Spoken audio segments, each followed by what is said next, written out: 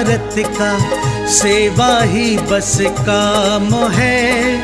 सहभागी बन पुण्य कमा लो, सबसे ये आह्वान है। प्रणम्य सागर गुरु महाराज की सोच का ये परिणाम है। सहभागी बन पुण्य कमा लो, सबसे ये आह्वान है, सबसे ये आह्वान है। अरहम योग प्रणेता ने ये पावन दीप जलाया है। साधर्मी का बने सहारा, बीड़ा ये ही उठाया है, बीड़ा ये ही उठाया है। चलो उन्हें खुशियों से मिलाए, बड़ा पुण्य का काम है। सहभागी बन पुण्य कमा लो, सबसे ये आह्वान है, सबसे ये आह्वान है। जीवों के भोजन का प्रबंधन, असमर्थ बच्चों को शिक्षा, रोजगार की करें व्यवस्था, मांगे ना कोई भिक्षा, मांगे ना कोई भिक्षा। अरे हम जीव दया भारत बस करती ये ही काम है। सहभागी बन पुण्य कमा लो, सबसे ये आह्वान है, सबसे ये आह्वान है। गाय धरा पे रहे सुरक्षित, गौशाला है बनवाई, जीव जंतु की भोज व्यवस्था सुंदर रूप से करवाई, सुंदर रूप से करवाई। साधर्मी भूखा ना सोए, रखना सबका ध्यान है। सहभागी बन पुण्य कमा लो, सबसे ये आह्वान है, सबसे ये आह्वान है। साधर्मी रोगी के इलाज को हम मिलके हैं करवाते, जाने कितने असहायों को राशन घर में पहुंचाते, राशन घर में पहुंचाते। लक्ष्य हमारा उन चेहरों पे लानी बस मुस्कान है।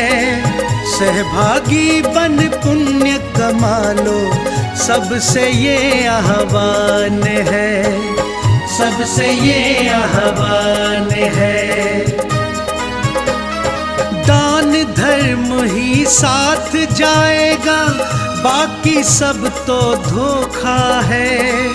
पुण्य के भागी बन जाओ, ये बड़ा ही पावन मौका है, बड़ा ही पावन मौका है। जुड़ के जीवन सार्थक कर लो, पावन ये अभियान है। सहभागी बन पुण्य कमा लो, सबसे ये आह्वान है, सबसे ये आह्वान है।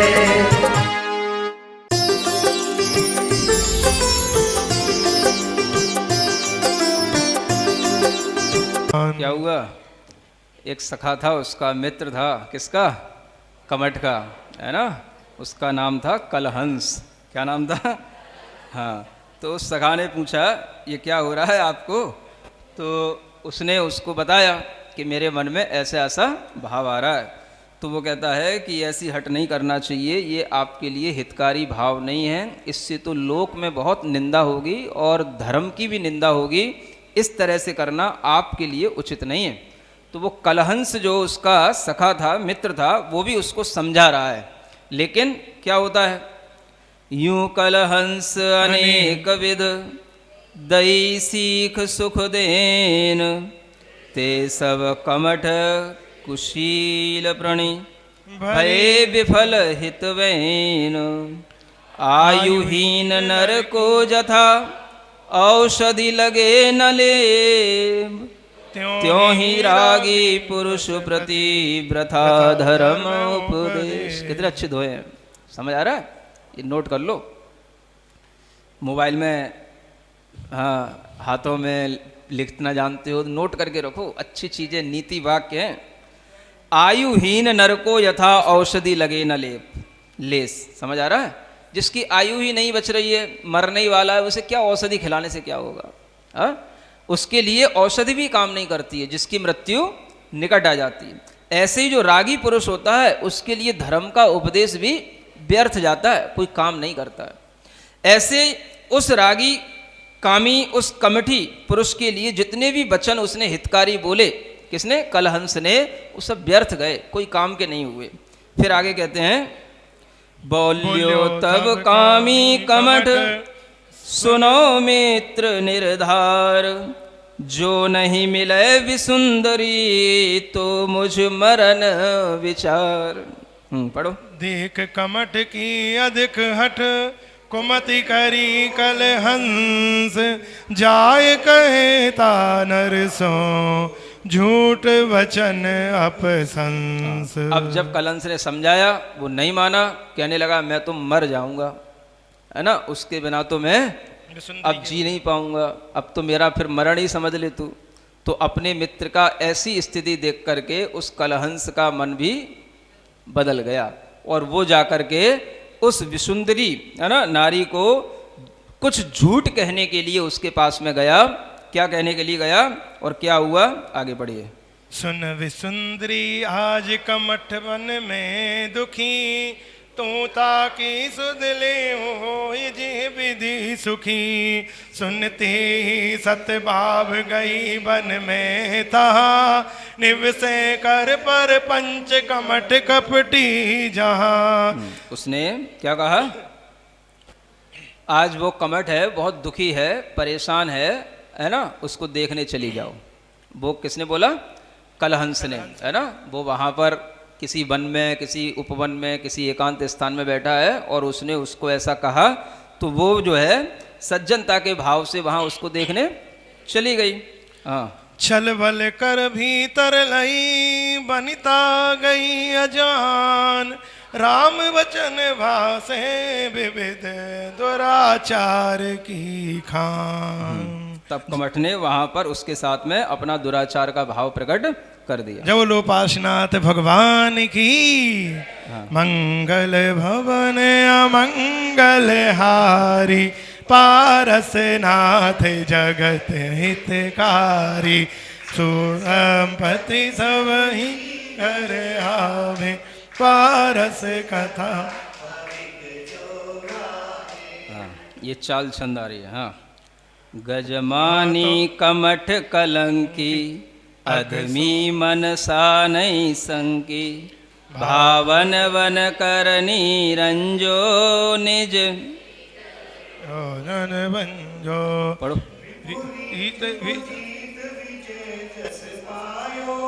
अरविंद नपति घर आयो, जी कमठ करनी कीने, राजा सब ते सुन लीजे। मंत्री वह राजा अरविंद जो संग्राम के लिए गया था, जब वापस लौटा तब जो कमठ की करनी थी जब उसे सुनने को मिली, तो वह क्या करता है? मंत्री मरुभूति बुलायो, ताको सब भेद सुनायो, कहूँ विप्र सुधी क्या कीजे, क्या दंड इसे अब दीजे। तुझ कहे सरल परिणामी, अपराध क्षमा कर स्वामी, जो एक दोष सुन लीजे, ताके प्रभु दंड न दीजे। मंत्री मरुभूति को, है ना, बुलाया गया, राजा ने बुलाया और उससे कहा देखो कमठ ने क्या किया है, अब इसके लिए क्या दंड देना चाहिए, वो अपने मंत्री से ही पूछ रहा है ना। अब देखो कितनी सज्जनता भाई की, कि वो भाई कह रहा है इतना सरल परिणामी है, हे स्वामी अपराध इसका क्षमा कर दो।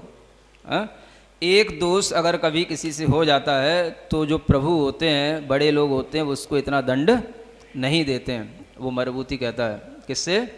राजा से। देखो फिर आगे क्या होता है। हाँ। तब भूप कहे सुन भाई, जो निग्रह योग अन्यायी, तापे करुणा किम हो है, यह न्याय नृपति नहीं सो है। यह बात राजा के लिए शोभा नहीं देती है कि अगर कहीं पर कोई पाप हो रहा हो और उस पाप के होने के बाद भी, सुनने के बाद भी पापी को दंड ना दिया जाए, है ना। तो क्या होगा, इस तरह से पापी पर करुणा करना राजा के लिए शोभा नहीं देता, राजा के योग्य नहीं है। अन्यथा सारी प्रजा फिर ऐसे ही करेगी और कोई भी नियंत्रण में नहीं रहेगा और सब जगह दुराचार फैलेगा। तो राजा जब उससे कहता है तो फिर क्या होता है?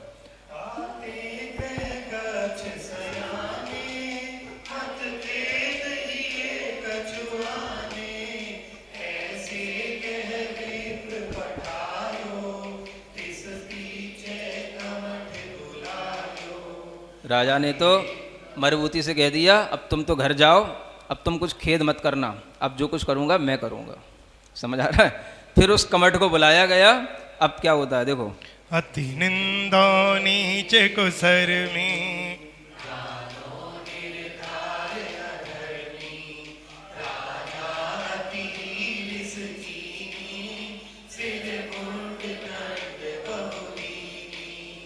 मुख के कालों से लगाई, खर रोप्यों पीर न आई। फिर सारे नगर फिरायो, प्रतिबीथी डोल बजायो। इस भांति कमठ की ख्वारी, देखें सभी नर नारी। पुरवासी लोक धिकारे, बालक मिल कंकर मारे। यो दंड दियो अति भारी, फिर दीनों देश निकारी। जो धीरग पाप कमायो, तत्काल उदय बहु आए। इसे कहते हैं ख्वारी। ख्वारी जानते हो? हाँ, सवारी नहीं, ख्वारी। ख्वारी बोलते हैं, बहुत ख्वारी हो गई। कच्छ जानते ही नहीं, कौन है, कौन सी दुनिया में रहते हो, हैं? ऐसे कमठ की ख्वारी की गई। ख्वारी का मतलब होता है जिसका बहुत ज़्यादा निंदा हो, अपयश हो, है ना। तो राजा के दंड देने के तरीके पहले यही हुआ करते थे। समझ आ रहा है? नगर में गधे पर बैठ करके, काला मुंह करके, है ना, ढिंडोरा पीट पीट करके उसको पूरे नगर में घुमाया जाता है। और सब नगर में जितने भी लड़के बच्चे होते हैं सब उसके ऊपर कंकड़ पत्थर फेंकेंगे। सब घर के लोग निकल निकल के आएंगे, देखेंगे, उसके ऊपर थूकेंगे। समझ आ रहा है? ऐसे दंड दिया जाता था। हाँ। और ऐसी इसी का नाम कहलाता है ख्वारी होना। तो ऐसी उस कमठ की ख्वारी सब लोगों ने देखी। लेकिन क्या करें, जो पहले जितने भी और पाप कमाए थे वो सब पाप भी पाप के सहयोगी बन करके उसी समय पर उदय में आ जाते हैं। समझ आ रहा है? जब एक पाप का उदय आता है तो भीतर और भी जो पाप होते हैं वो सब पाप के उदय भी एक साथ आ जाते हैं। और वही उसके साथ हुआ।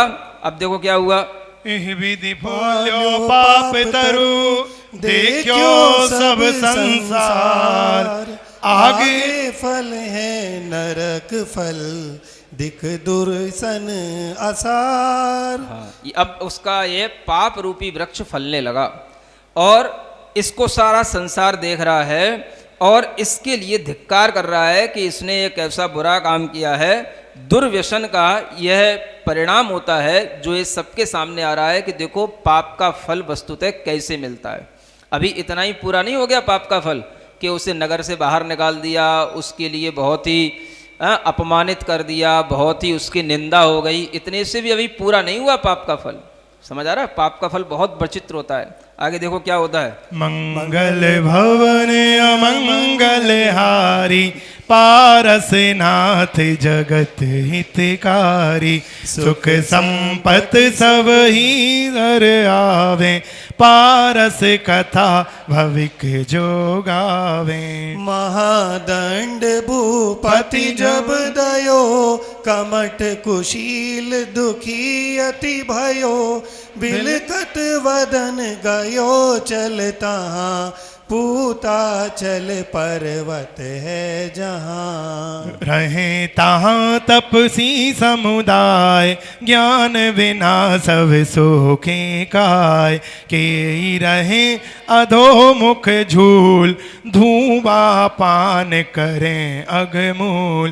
के ऊर्ध्वमुखी आगोर, देखे सबे गगन की ओर। के निवसे उधर वाई, दुविधि दया सो परिचेनाई। के पंच अग्नि जल सहे। क्या हो गया? के कुछ छूट गया क्या? नहीं नहीं चल रहा है। छूट गया? सही तो चल रहे हैं भाई। आपके उसमें कॉपी में आगे पीछे हो गया होगा, कोई बात नहीं। अग्नि जल सहे, के सदा मौन मुख रहे। के बैठे भस्म चढ़ाए, के मृग छाला तन लाए। नख बढ़ाए के दुख भरे, के जटा भार सिर धरे। यो अज्ञान तपलीन मलीन, करे खेद परमारथहीन। तिन में एक तापसी नाथ, प्रणम्योता ही धरे सिर हाथ। तिन आशीष दे आदर कियो, दीक्षा दान कमट तह लियो। करन लगो तब काय कलेस, वैराग विवेक नलेस। ठाड़ो भयो सिला कर लिए, किधौ फनो फन ऊंचो किए। मंत्री बंधव की सुधि पाए, राजा सो विनयो इम आए। भूताचल पर्वत की ओर, भ्राता कमठ करे तप घोर। जो नर नायक आज्ञा होए, देखूं जाय सहोदर सोए। पूछे नृपति कौन तप करे, भो प्रभु तापस के व्रत धरे। एक बार मिल आऊं ताहि, राय कहे मंत्री मत जाहि। खल सो मिले कहा सुख होय, विषधर भेंट लाभ न कोय।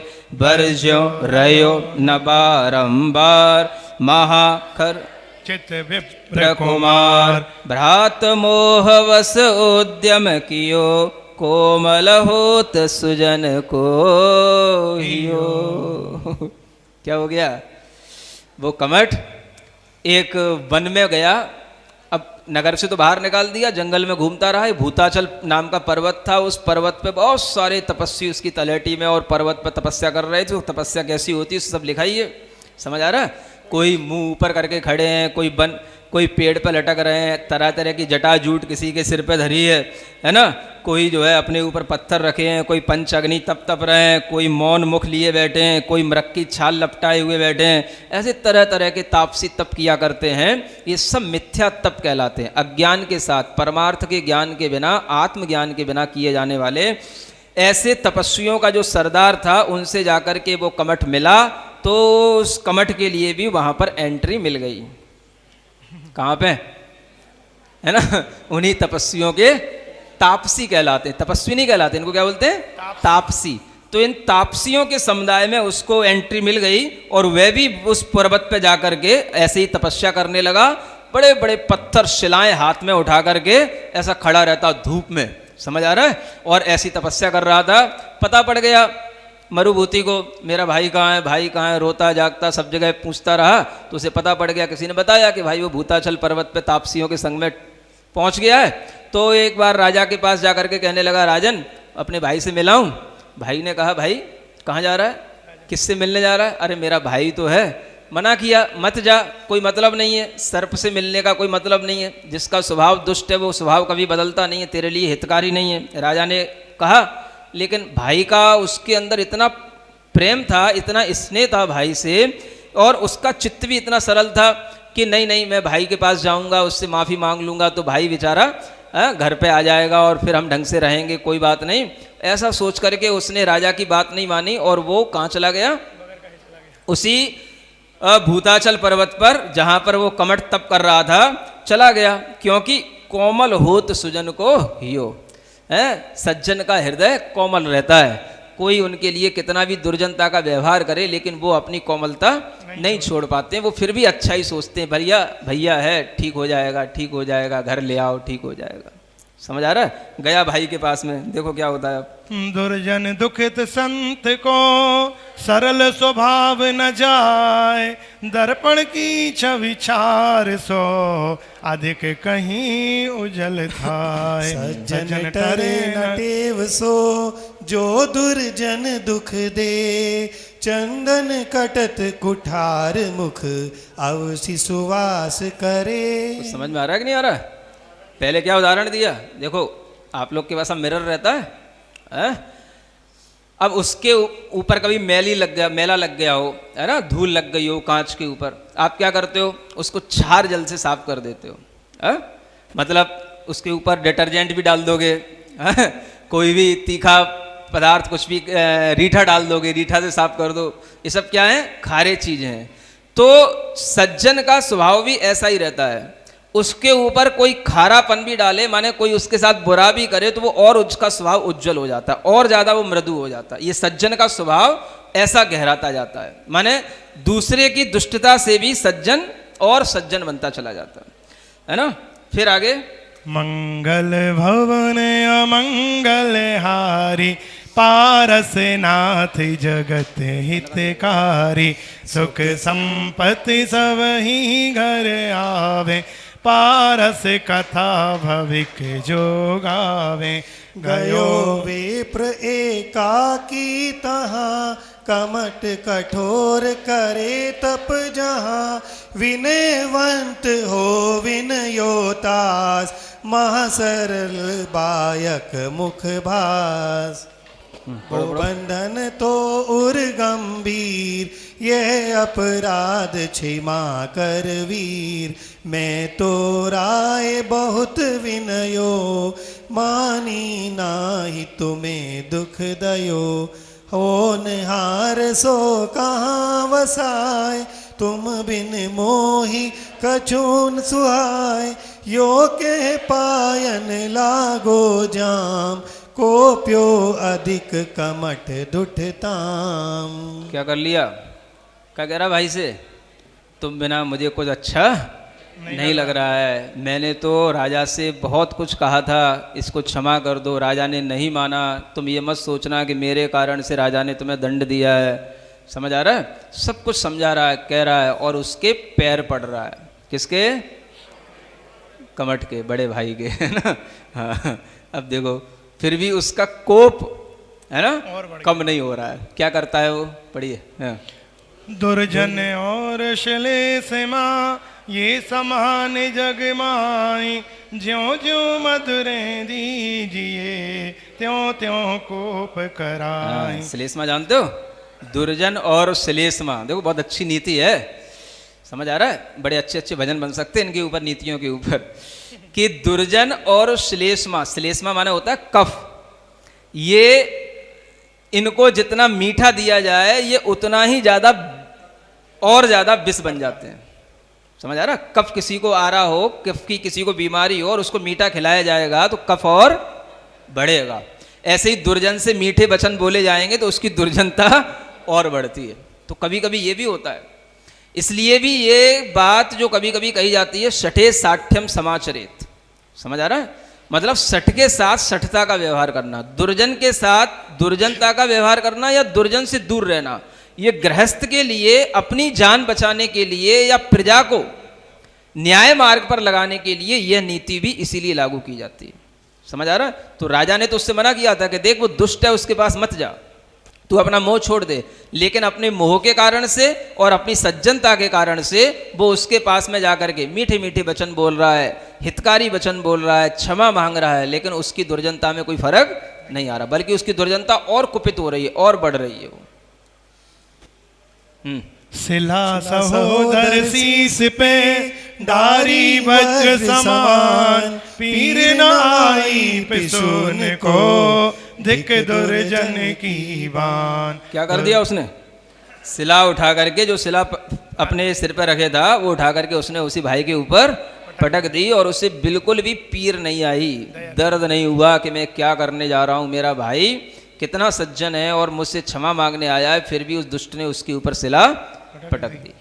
हाँ। दुर्जन को विश्वास जे करी है नर अविचार, ते मंत्री मरुभूत सम दुख पावे निर्धार। दुर्जन जन की प्रीति सो कहो कैसे सुख होए, विषधर पीसो पीयूष की प्रापति सुनी न लोए।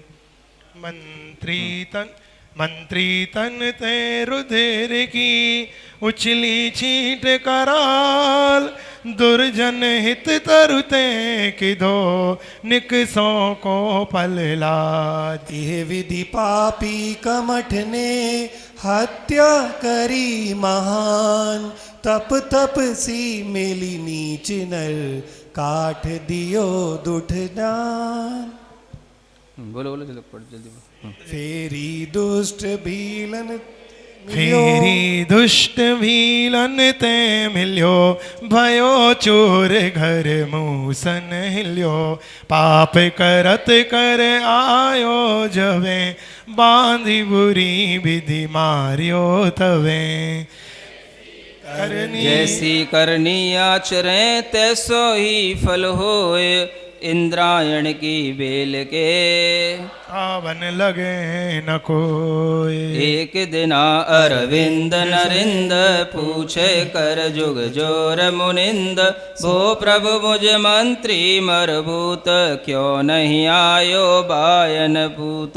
यह सुनि अवधिवंत मुनिराय, सब वीरतंत कयो समुझाय, राजा मन अति भयो मलिन, हा मंत्री सज्जन तालीन। बरजत गयो दुष्ट के पास, कुमरन लयो सयो बहुत्रास, होनहार सोही विधि होय, ताहे मिटाय सके नहीं कोय।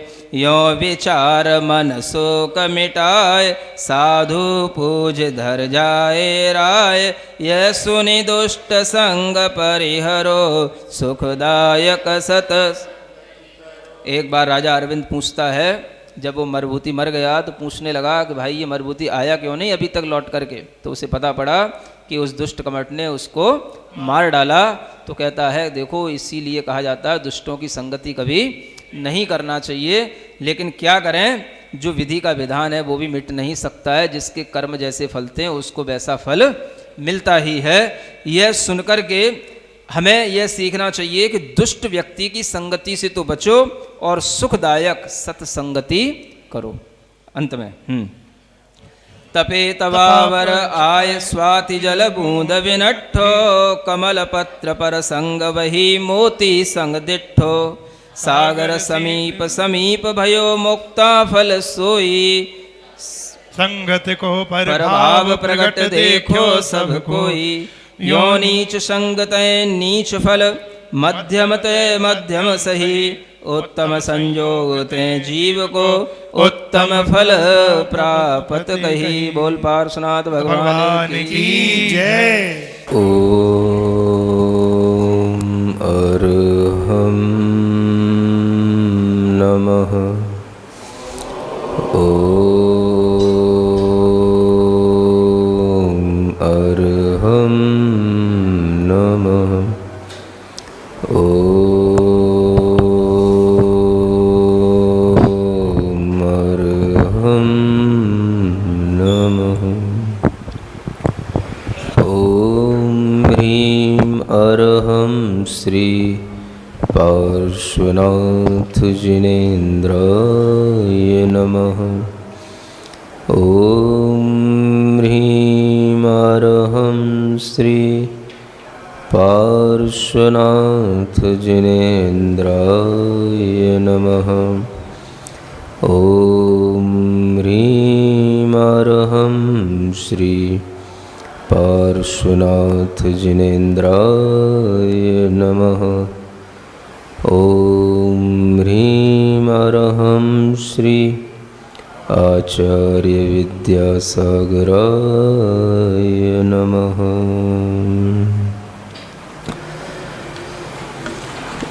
पार्श्व कथा जो कि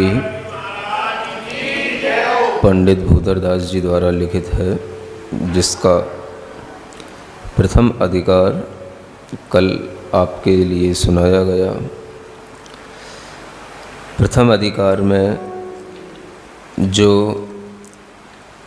10 भव पहले की कथा प्रारंभ हुई वो 2 भाइयों से शुरू होती है। कमठ और मरुभूति जिनके नाम हैं, दोनों का कैसा परिणमन होता है वो भी आपने कल देख ही लिया था कि कमठ ने अपने ही भाई के ऊपर शिला पटक दी और उसकी मृत्यु हो गई। मृत्यु होने के बाद में वह मरुभूति का जीव क्या बनता है, यह प्रसंग आगे आने वाला है। कमठ क्या बनेगा यह भी आगे दिखाया जाएगा। और जो राजा अरविंद थे, जिनके राज्य में यह सब घटना घटित हुई, वो राजा अरविंद का भी आगे क्या रोल रहता है वो भी आपको इस अधिकार में देखने को मिलेगा। और उसके साथ साथ कमठ की जो पत्नी थी उसका भी आगे क्या भाव बनता है वो भी आपको इसी अधिकार में देखने को मिलेगा। ऐसे 4 लोगों के रोल आपको इस अधिकार में देखने को मिलेंगे कि वो आगे क्या बन रहे हैं, क्या कर रहे हैं और क्या जन्म से जन्मांतर हो जाने पर परिणति हो जाती है। ये सब हम विचार करके अपने मन में इस संसार के प्रति एक संवेग भाव पैदा करें कि इस संसार में सभी संयोग किस तरह से बदलते रहते हैं और किस तरह से हम हर जीवन में उन संयोगों के साथ जुड़ते रहते हैं। मंगलाचरण के रूप में यह पहला पद्य लिखा हुआ है। अश्वसेन कुल चंद्रमा वामा उर अवतार, बंदो पारस पद कमल, भविजन अली आधार। पार्श्वनाथ भगवान के चरण कमलों में जो भव्यजन रूपी अली माने भौरे हैं वो हमेशा रमण करते हैं और उनके लिए वह चरण कमल ही आधार हैं। ऐसे वह अश्वसेन कुल के चंद्रमा और वामा माँ के उर से अवतार लिए पार्श्वनाथ भगवान हमारे आधार हों, इस मंगलाचरण में इस रूप से कहा गया। पद्धरी छंद में आगे की बात प्रारंभ होती है। इस भांति तजे मरभूति प्राण, अब सुनो कथा आगे सुजान। अति सघन सल की बन विशाल, जहाँ तरुवर तुंग तमाल ताल। बहुबेल जाल छाए निकुंज, कहीं सूखी परे तिन पत्र पुंज। कहीं सिकता चल कहीं शुद्ध भूमि, कहीं कपितरुडारन रहे झूमी। कहीं सजल थान कहीं गिरी उतंग, कहीं रीछ रोज विचरे कुरंग। तिस थानक आरत ध्यान दोष, उपजो वन हस्ती वज्र घोष। यह क्या हो गया? जो मरुभूति का जीव था वह एक अति सघन सल्लकी नाम का विशाल वन है। उस वन में वह एक हाथी के रूप में उत्पन्न होता है। सुन रहे हो? आप विचार करें, इतना सज्जन होते हुए भी और इतना क्षमा भाव रखते हुए भी वह एक मनुष्य से हाथी की पर्याय में उत्पन्न हुआ, है ना। ये इसलिए समझने योग्य है कि जीव के परिणाम उसको कहाँ ले जाते हैं और जीव के उन भावों से कैसी आयु का बंध हो जाता है, ये समझने योग्य है। क्षमा, मृदुता, ये सब चीज़ें बाद की हैं। पहले सबसे बड़ी चीज़ है हमारे अंदर का आर्त ध्यान। आर्त ध्यान एक ऐसी चीज़ है जो किसी भी बंधु के वियोग से उत्पन्न होने वाला ध्यान है। जो हमारे इष्ट हैं, बंधु हैं, हमारे रिश्तेदार हैं या हमारे परिवार के लोग हैं, जब उनका मरण हो जाता है तो दुखी होना हम लोगों के लिए सहज होता है, लेकिन उस दुख में मर जाना ये बहुत बड़ा अज्ञान होता है और ये बहुत बड़ी भूल होती है। किसी के भी दुख में जब कोई भी व्यक्ति मरता है तो समझना ये जैन दर्शन में ही ये चीज़ मिलेगी आपको। जन्म जन्मांतरों की परिणतियाँ ये काल्पनिक नहीं है। ये जीव अपने परिणामों से ऐसे आयु का बंध करता है, ऐसी गतियों में जाता है जहाँ पर उसके जो परिणाम हैं वो तो काम में आते ही हैं, लेकिन आयु और गति का बंध जब हो जाता है तो वो अलग ही परिणामों से होता है। मरुभूति अपने हिसाब से बहुत सदाचारी है, सज्जन है, सब कुछ है, उसे मनुष्य छोड़ करके त्रियंच पर्याय क्यों मिल गई? एक विचारणीय बात है। वो मनुष्य से हाथी क्यों बन गया? कहाँ राजा का मंत्री रहा, कहाँ इतना विश्वास पात्र नीति न्याय के साथ जीवन चलाने वाला, और वह मरकर के एक हाथी बन गया। हाँ? मरण कैसे भी हुआ हो, हाथी क्यों बना? क्षमा भाव धारण किया उसने भाई के प्रति भी, उसके भी पैर पकड़ लिए और उसने उसके ऊपर पत्थर गिरा दिया, लेकिन वह जैसे भी तड़फ तड़फ के मरा हो, लेकिन उसके लिए यह पर्याय क्यों मिली? हाथी क्यों बना? सुन रहे हो? विचार करो। तो इसका एक समाधान यही है। शास्त्रों में सिद्धांत है, ये सिद्धांत सबके साथ लागू होते हैं। दुनिया का कोई भी प्राणी हो, सिद्धांत सबके साथ वही लागू होंगे। कोई माने या ना माने उससे क्या फर्क पड़ता है। ये बात अलग है कि जैन लोग जैन सिद्धांतों को सुन सकते हैं, बाकी कोई भी इन्हीं सिद्धांतों के अनुसार जन्म जन्मांतरों को ग्रहण करता है। इसमें किसी के साथ कोई भी अन्याय तो होता ही नहीं। आर्त ध्यान का मतलब है, अगर आपके लिए कोई भी घर का बंधु आपसे बिछुड़ गया, आपके अनुकूल नहीं है, या आप उसके लिए बहुत ज़्यादा परेशान हैं, और ऐसी स्थिति में उसी का ध्यान धरते धरते आपका मरण हो जाता है, तो वो आर्त ध्यान के साथ मरण होता है। और सिद्धांत वचन कहते हैं कि आर्त ध्यान से मरा हुआ जीव त्रियंच गति को बंद कर लेता है। सुन रहे हो? हाँ, बहुत समझ के रहना। रिश्ते बनाना बहुत आसान है, घर परिवार बड़ा करना बहुत आसान है, लेकिन उस घर परिवार में अपने को सुरक्षित रखना बहुत कठिन है। आर्त ध्यान से मरा हुआ जीव त्रियंच बनता है, ये आप यहाँ देख लो, ये सिद्धांत है। इसलिए जो भी हमारे सामने वियोग हो अपने घर में, अपने परिवारजनों में, थोड़े दिन के लिए बस रोग शोक जो कुछ भी वियोग का दुख है वो रहे। ऐसा ना रहे कि अब उसी का रोना ही जिंदगी भर रोते रहें और उसी के पीछे जो है उसी के ध्यान में मरते रहें। ये बहुत बुरी चीज़ है। हाँ, नहीं तो आपका अगला जन्म खराब हो जाएगा। कुछ भी बन सकते हो, ये तो फिर भी हाथी बना। हाथी तो फिर भी शाकाहारी होता है। अब वो शाकाहारी इसीलिए बना कि वो पिछले जन्म में शाकाहारी था, सज्जन था। समझ आ रहा है?